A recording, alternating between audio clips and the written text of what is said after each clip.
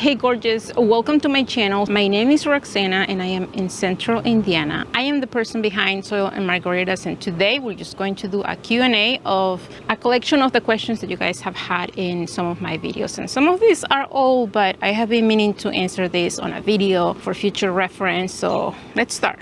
Your daffodils look gorgeous. Do you like them? I know you were on the fence about them. So yes and no. I love the beautiful daffodils that I grew this year. Last year in the fall, I think I had about 3 different varieties of daffodils in my corten steel planters. I love the blooms. There's definitely one, I can't remember the name exactly, but there was one that I just fell in love with, and that is the one that I'll probably grab a few bulbs here and there to put in my garden. I don't really have any daffodils in my garden right now. I don't know. It's just a matter of space, really. If I have a bloom that I am going to get for the spring, as far as bulbs go, it's definitely going to be tulip. But maybe one of those daffodils will make it back. What are you going to do with the strawberries in the Greenstalk in the winter? This question actually has come up a couple of times since I have been doing some harvesting from my strawberries that I have in my Greenstalk. Just for reference, I have one original 30 plants on one original Greenstalk where I'm growing strawberries, and they're doing really well. At some point in the spring, I noticed that the birds were definitely getting to them, and I covered them with this bird fence thing that allows the pollinators to go in, but it doesn't allow the birds to get to the fruit, and it has been working great. My idea with overwintering those is that since I don't have really a lot of room in my unheated detached garage, I am just going to take those apart. I am not going to take the plants out of the containers. I am just going to take the layers, I think it's 5 layers of that Greenstalk original. I am going to take them apart, and then I am going to put those against the garage for the winter. I am going to try to get maybe leaves or debris or some sort of mulch to cover them. But other than that, I don't really plan to do anything. In theory, they should be okay, but we'll see. I'll let you know for next year. Your Korean lilacs are beautiful. How old are they? These are the ones back here. You may be able to see a little bit of the hedge. They're definitely old. I think that I planted those at least 6 years ago in that spot, and they were already huge plants. I remember that I believe that I have 4. I originally got 3 plants when I went to the nursery, and it wasn't even my idea to get them in the first place, but I saw them. I fell in love with the foliage first, and I grabbed 3, and then later on I decided to add 1 more because it was just a perfect spot for them. They had grown there. They're definitely slow to grow. They definitely do not compare to my hydrangeas, but they are beautiful. They are beautiful, and they take pruning really well. They are Korean lilacs, and like I say, they were definitely already big plants, so they had been there at least 5-6 years.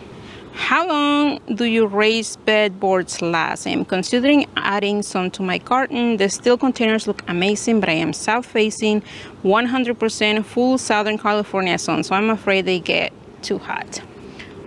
Yeah, I will definitely be afraid of using corten steel in full sun where you live, for sure. Here in Central Indiana, those corten steel planters are amazing. I love them. The wood boards that I use for my raised beds are treated. It's nothing special, just the regular outdoor treated material that we found at Menards at the time. They're supposed to last about 10 years or so. Honestly, with the kind of weather that we have here, I don't really think that they're going to last that little. I think they're definitely going to go for a good maybe 15, if not 20 years. The one raised bed that I have, there is an extra tall way on the back raised bed that I planted about 3-4 years ago using untreated wood, just regular indoor wood, is doing great. It doesn't even show signs that it's going to be falling apart anytime soon. And that is, I believe it's 3rd or 4th season being outside growing vegetables. That's where I had my garlic this year. I think that depending your location, depending how wet your season is how it's going to go. I will definitely check with somebody local to you and ask that question, because at least here in central Indiana, I mean, I don't see us replacing those wood boards for a while. I have planted dahlias from seed this year for the first time. I am not sure when to pot them up. When is a good time? The way that I treat the dahlias that I start from seed specifically, and this is not for the dahlias that I already have tubers for, but the ones from seed, I try to get them to germinate first. I start the seeds in bulk. I put them all in one container, and hopefully the ones that germinate will be moving to already big containers, a 3-inch, 4-inch container, because I know that I don't want to disturb the roots every time that I pot them up. So the dahlias that I start from seed, I definitely just pot them up once, and that's all they do. But I also don't grow the seedlings from those dahlias to be really huge. As long as I get them going, I know that I'll get something. I'm really surprised I have never seen or tasted a cucamelon, not even when I was in Mexico. I'm kind of fascinated now. Are they really as sour as people describe? Cucamelons are really adorable in my opinion. Personally, I don't find them to be sour. I just find them to be just like a cucumber bite. Like, I really don't find anything different from a regular cucumber bite, in my opinion. I got a cheap version of a hose reel and it worked fine, but now it doesn't want to retract. Might have to invest. Where do you store yours over the winter? I don't really have a warm place for it. The way that I deal with all of my hose reels, I have 3 in total, is that whenever I know that the really harsh temperatures are coming, this is normally around November, even last year it was December actually, I empty the water, I unplug it from my hose, and I empty the water from the actual hose inside the hose reel, and then I place them inside my unheated detached garage. They do fine there, really. As long as you don't have any water in the hose that you place, you can just really put them in a closet indoors. If you have space in your pantry, you can just keep them there.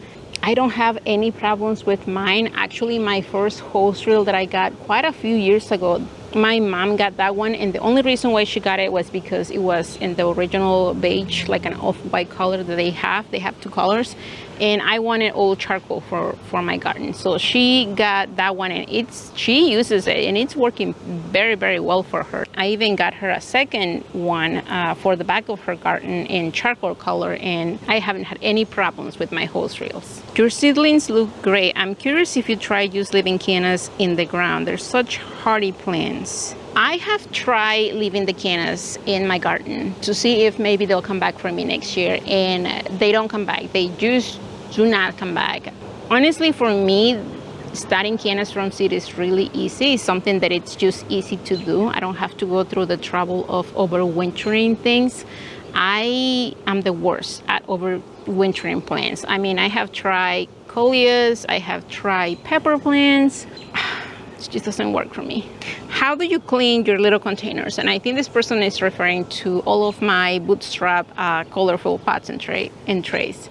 I don't do anything specifically. I don't do any bleach or soap or anything like that. I just use water, simply like that. But I also don't have any diseases in my seedlings, or I don't have anything growing out of the ordinary in them. They are pretty healthy. The only thing that I want to make sure is that I remove all of that soil that I use, that they're clean, that they're good to go, so they're good to use for next year. If I was doing something, I don't know, commercially, that I was selling the seedlings, or if I was doing something else that required me to, you know, give to a customer, I will definitely be taking precautions. But personally, I just use water.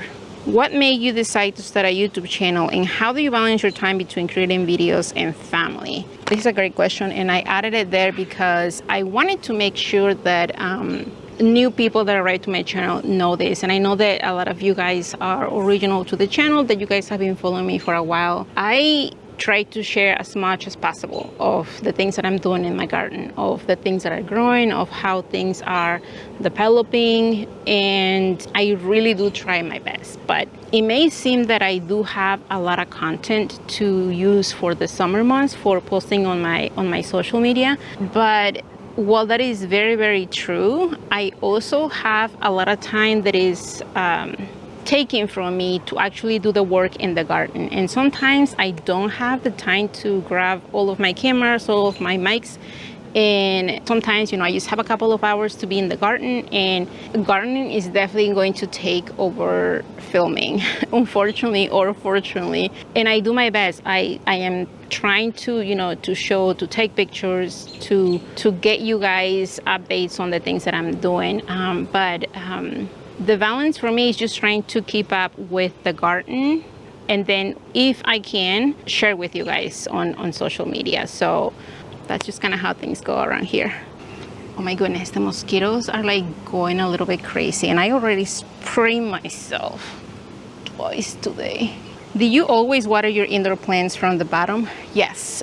I think it's just healthy that way. The plants definitely do better when, you know, they're not wet, when they don't have wet leaves to deal with. If the plant is just going to require water, it's going to take it from the roots, and that's just really how I do most of my watering, even outdoors. Really, I don't just spray everywhere with water. I try to go to the main roots of either the containers or my raised beds or in my in-ground flower beds. That's just kind of how it goes. And by the way, you guys, the collection of houseplants that I had indoors, they're gone. I think that I have one plant there that is kind of surviving.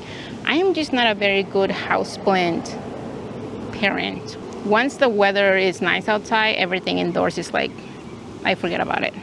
Have you ever used the yeast sugar fertilizing method on your vegetable plants? If so, what are your thoughts? I really have no clue what that is, but maybe I'll Google it and I'll try it, and then I'll let you know. I really don't do that method. What shrubs would you recommend for privacy in full sun? What shade tolerant shrubs would you recommend? Just because I love boxwoods for privacy, and they are one of those shrubs that do well in the sun, but they also do well in the shade, and they're slow growers. Some people do love them, some people don't. I personally love them. I have them everywhere in my garden. I am actually thinking about adding a bunch more in the front. If I was to recommend one shrub that it doesn't bloom, unfortunately, well, it doesn't bloom in the way that we want them to bloom, will be boxwoods. And another one for full sun will be Rose of Sharon. You guys, those things take pruning really, really well. You can keep them as big or as small as you want to, and they give you blooms for the season. So another one also that is very underrated, I think. These two questions, and I actually got a lot more questions about fertilizing. Fertilizing my seedlings and fertilizing my annuals outdoors. I definitely use very, very little, if any, fertilizer indoors when my seedlings are going big.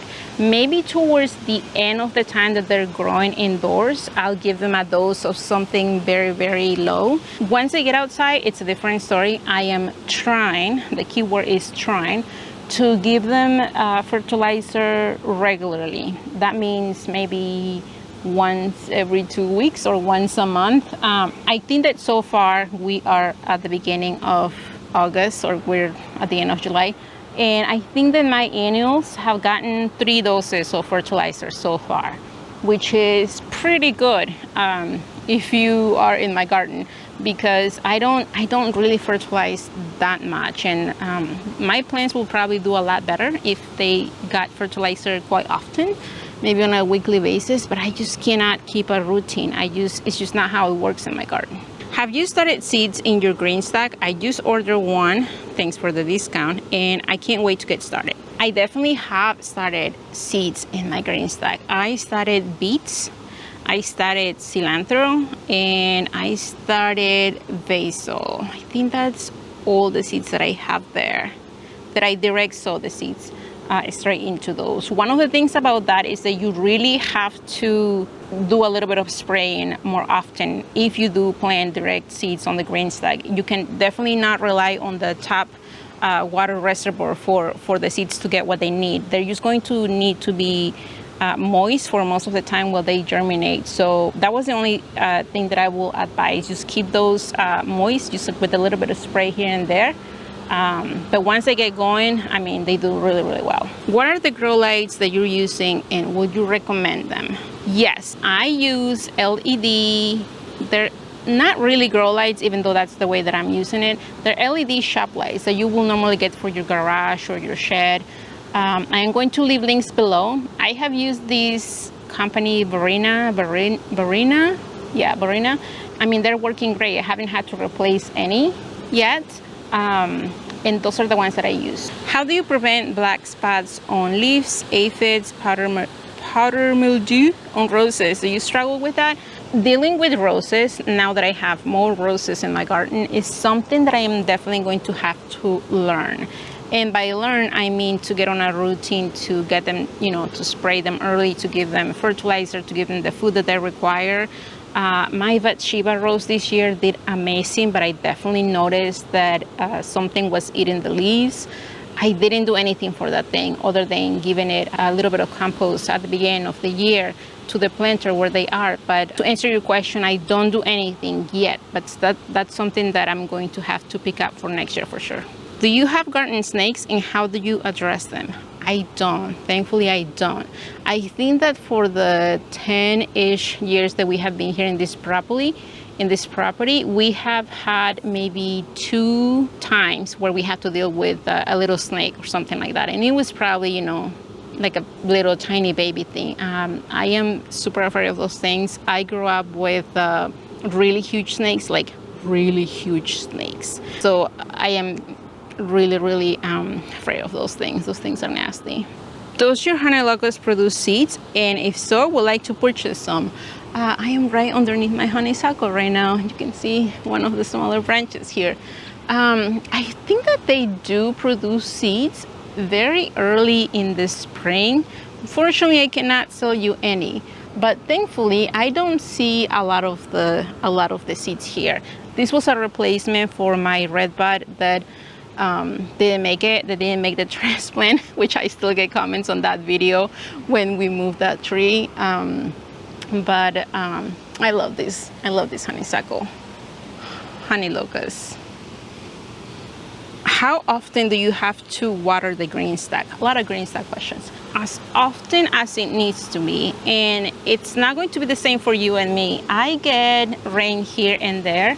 However, because of the plants, some of the plants that I have there, they're overgrown. They're already covering the top of the water reservoir. Sometimes when it rains, water doesn't really get into it.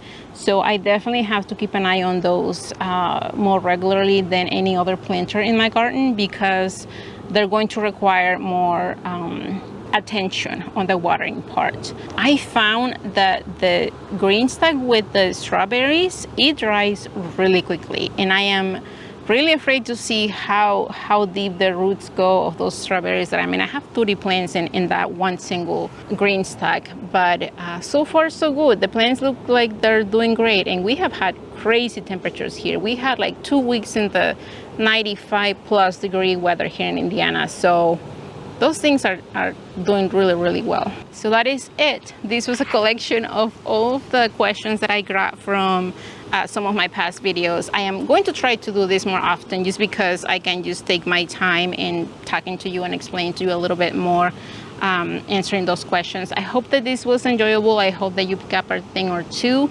If I didn't add your question here, I'm sorry. I only have so much time for all of the videos. Thank you for being here, you guys, and until the next time.